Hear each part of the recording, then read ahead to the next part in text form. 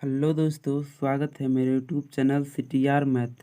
आइए आज क्लास 10 का चैप्टर नंबर 12 जिसका नाम है वृत्तों से संबंधित क्षेत्रफल, उसका एक्सरसाइज 12.1 को आज पूरी सॉल्यूशन करेंगे।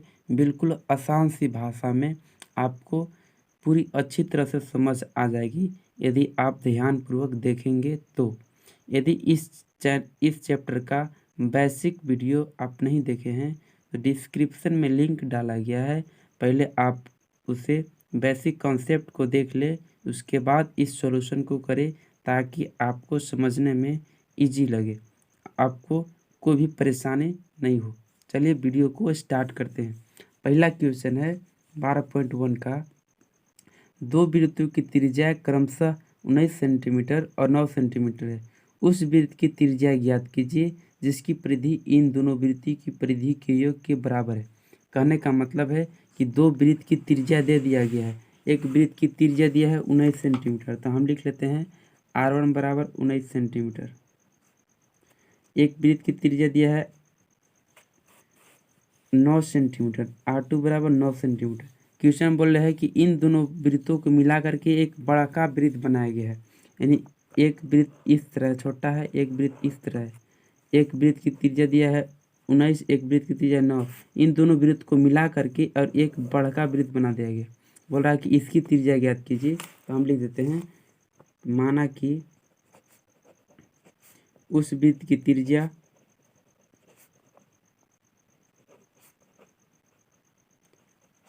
R है जिसकी परिधि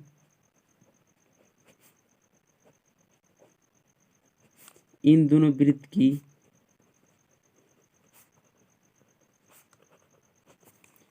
परिधि के योग के बराबर है।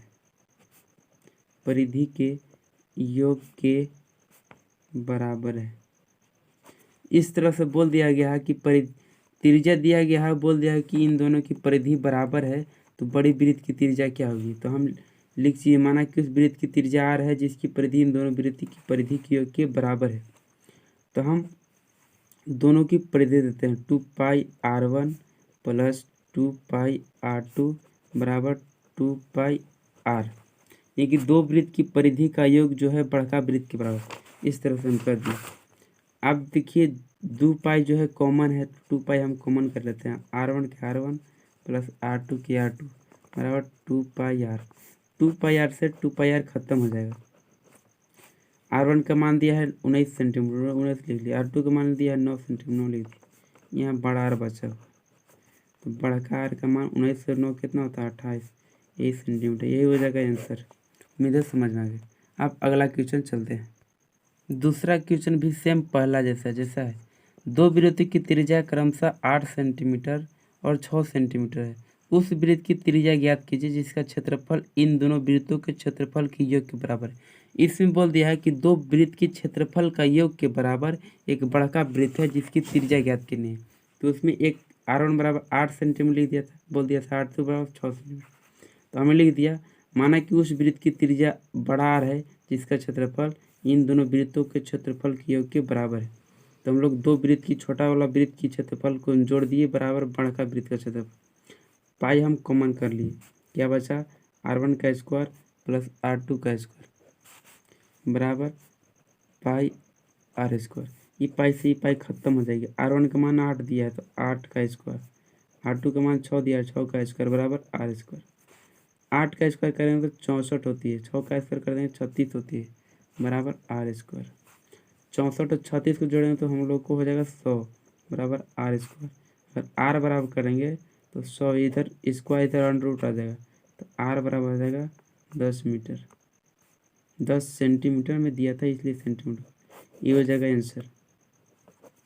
अब तीसरा क्वेश्चन बहुत बेहतरीन क्वेश्चन है, यह समझने वाला क्वेश्चन है। आप इसे अच्छा से नहीं समझेंगे तो आपको बहुत सारी लेंदी लगेगी। देखते हैं। आकृति 12.3 यानी 12.3 यानी इस आकृति में दिया है। एक तीरंदाजी लक्ष्य को दर्शाती है जिसमें केंद्र से बाहर की ओर 5 क्षेत्र गोल्ड, रेड, ब्लू, ब्लैक और वाइट चिन्ह है। जैसे देखिए 5 को क्षेत्र है, एक क्षेत्र 2 3 4 5, जिसमें गोल्ड है, रेड है, ब्लू है, ब्लैक है, वाइट। क्षेत्र है जिनसे अंक अर्जित किए जा सकते हैं। गोल्ड अंक वाले क्षेत्र का व्यास 21 सेंटीमीटर है, यानी गोल्ड इसका जो व्यास है यहाँ से यहाँ तक की 21 सेंटीमीटर है, तथा प्रत्येक अन्य पट्टी 10.5 सेंटीमीटर लंबी है, यानी 10.5 सेंटीमीटर लंबी है। यानी इसका जो है गोल्ड का व्यास दे दिया गया है, पूरा व्यास जो दे दिया है 21 सेंटीमीटर, और बोल दिया कि जो पट्टी है यहाँ से यहाँ तक की दूरी 10.5 सेंटीमीटर, फिर इस पट्टी से इस पट्टी के बीच की दूरी 10.5 सेंटीमीटर, इससे इसकी दूरी 10.5 सेंटीमीटर, इसी प्रकार सभी के बीच की दूरी 10.5 सेंटीमीटर है चौड़ी। तो यह अंक प्राप्त करने वाले इन पांचों क्षेत्र में से प्रत्येक का क्षेत्रफल ज्ञात करना है। इस प्रत्येक का क्षेत्रफल ज्ञात करना है। गोल्ड का क्षेत्रफल अलग, रेड का क्षेत्रफल अलग, ब्लू का क्षेत्रफल अलग, इसी प्रकार सभी का क्षेत्रफल अलग अलग ज्ञात करना। तो इसमें हम लोग क्या करेंगे, सबसे पहले गोल्ड का क्षेत्रफल निकालेंगे। गोल्ड का क्षेत्रफल निकाल करके और फिर रेड का क्षेत्रफल निकालना होगा। तो इस रेड का क्षेत्रफल निकालने के लिए इस रेड का क्षेत्रफल वाला जो वृत्त बन रहा है पूरा, इस पूरा वृत्त का क्षेत्रफल माइनस ई गोल्ड का क्षेत्रफल कर देंगे, तो हम लोग इस भाग आया। इसी प्रकार हम लोग को ब्लू का क्षेत्रफल निकालना होगा। तो क्या करेंगे, ब्लू वाला यह जो वृत्त बन रहा है इसका क्षेत्रफल निकालेंगे, इसमें से माइनस जो रेड वाला वृत्त पूरा का क्षेत्रफल घटा देंगे, हम लोग का ब्लू का बच जाएगा। इसी प्रकार ब्लैक का अगर निकालना है तो ब्लैक वाला पूरा वृत्त बन रहा है जो ये, इसका क्षेत्रफल निकालेंगे, और फिर ब्लू वाला से जितना भी अंदर वाला पूरा वृत्त बन रहा है इसका घटा देंगे, तो हम लोग का ब्लैक वाला बच जाएगा। इसी प्रकार सभी को करेंगे। आइए यहाँ हम करते हैं, जैसा कि देखते हैं। देखिए सभी का त्रिज्या हम निकाल दिए। जैसा कि गोल्ड का व्यास दिया गया था 21 सेंटीमीटर, गोल्ड का व्यास बराबर 21 सेंटीमीटर, इसकी त्रिज्या बराबर करेंगे तो 21/2 हो जाएगा, यानी 10.5 सेंटीमीटर इसकी त्रिज्या। रेड का त्रिज्या बराबर हम मान लिए R1।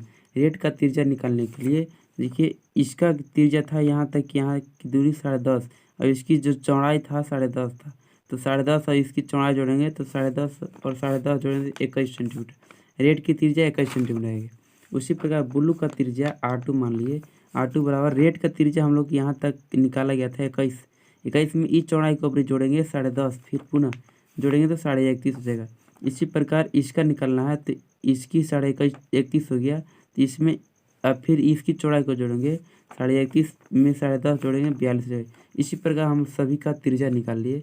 अब सभी को हम लोग को क्षेत्रफल निकालना है। तो सबसे पहले गोल्ड का क्षेत्रफल निकालते हैं। तो गोल्ड का क्षेत्रफल बराबर सूत्र होगी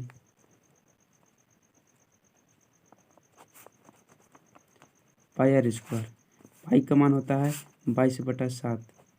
आर का मान हम लोग को यहाँ दिया गया है 21/2 ले सकते हैं। 21/2 गुने 21/2, 7 3 21, 11 2 19, इसकी गुना कर लीजिए।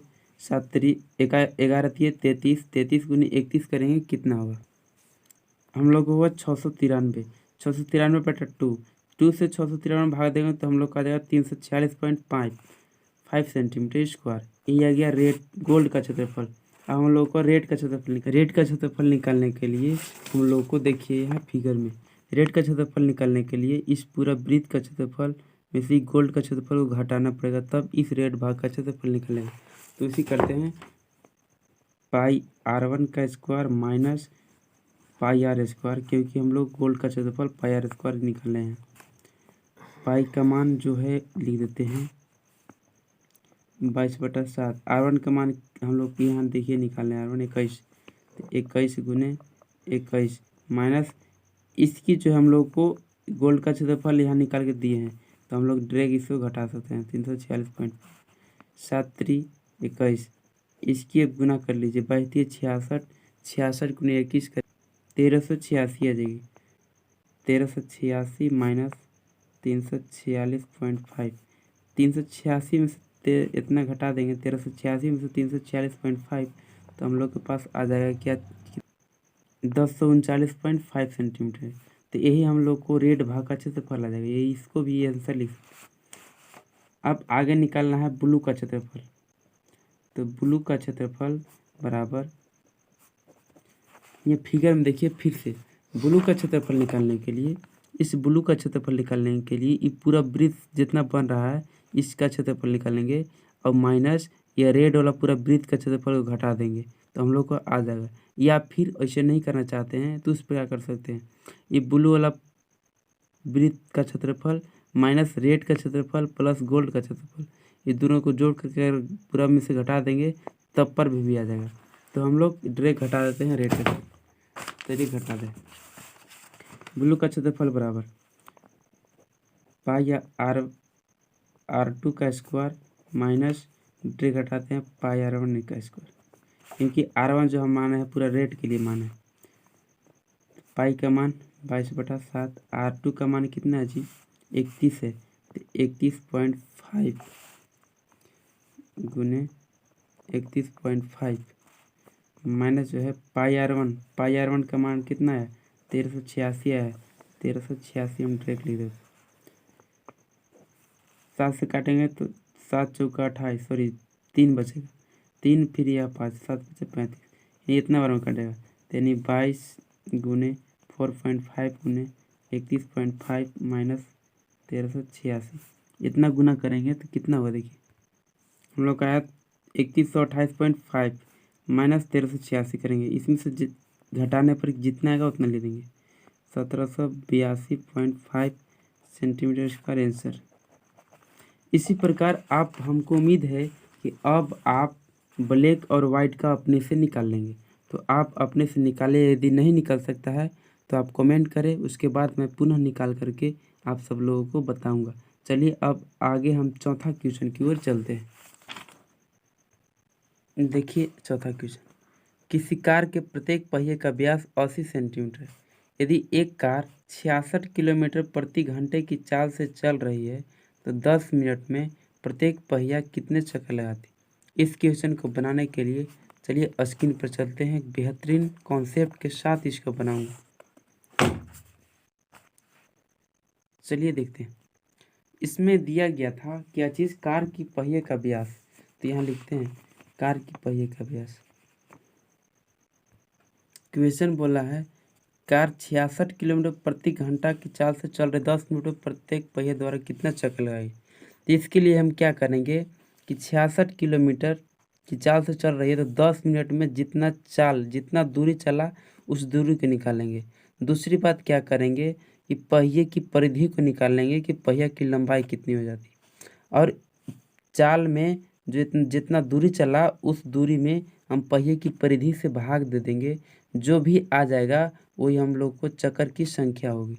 चलिए उस प्रकार देखते हैं। कार की पहिए का व्यास 80 सेंटीमीटर दिया था, तो हम लोग इसको त्रिज्या निकालें तो 4 सेंटीमीटर या, तो पहिया की जो है परिधि निकालेंगे, पहिया की परिधि बराबर सूत्र होगी, पहिया जो है वृत्ताकार है इसलिए सूत्र होगी 2πr, 2 के 2, पाई का मान 22/7, आर का मान हम लोग को 40 आया।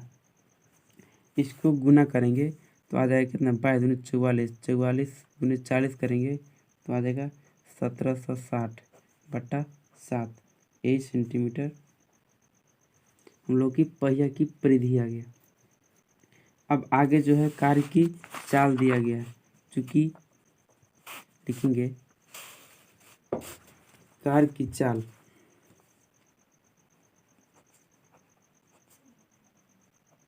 कार की चाल बराबर कितना है 66 किलोमीटर प्रति घंटा। इस किलोमीटर प्रति घंटा को हम मीटर में बदल देते हैं, उसके बाद सेंटीमीटर में बदलेंगे। तो मीटर में बदलने के लिए हम लोगों को 1000 से गुना करना होगा, और फिर सेंटीमीटर में बदलने के लिए फिर 100 से गुना करना होगा।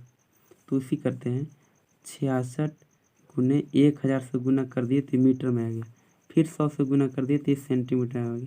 इतना सेंटीमीटर पर सेकेंड कार चलेगी, हम लोग को सेंटीमीटर में बदले इसलिए क्योंकि हम लोग की पहिया की परिधि जो है सेंटीमीटर में लाए थे। अब चूँकि 60 मिनट में इतना चल रहा है कि चूँकि 60 मिनट में 1 घंटा बराबर 60 मिनट होती है, तो 60 मिनट में कार द्वारा तय की गई दूरी जो है कितना है 66, 1 2 3 4 5 कुछ इतना सेंटीमीटर आ गई। अब के इसलिए 1 मिनट निकालेंगे, 1 मिनट में कार द्वारा तय की गई दूरी 66, इतने में 60 से भाग दे देंगे। इस ही खत्म, इस 11 बार में कितना जाएगा 11 एगो 0 था जी 1 2 इतना सेंटीमीटर जाएगा। अब इसमें क्या करेंगे, इतना हम लोग को 1 मिनट में आया, एक चलो 10 मिनट में निकालनी है। 10 मिनट में निकालेंगे दूरी। 10 मिनट में कार द्वारा तय की गई दूरी बराबर हो जाएगा 1,10,000 गुने 10। 10 से गुना कर देंगे तो कितना जाएगा, जितना गुना करना पड़ेगा यही सेंटीमीटर, इतना जो दूरी चलेगी 10 मिनट में। तो हमको पहिया की संख्या निकालना है कि और चक्कर की संख्या, चक्कर की संख्या बराबर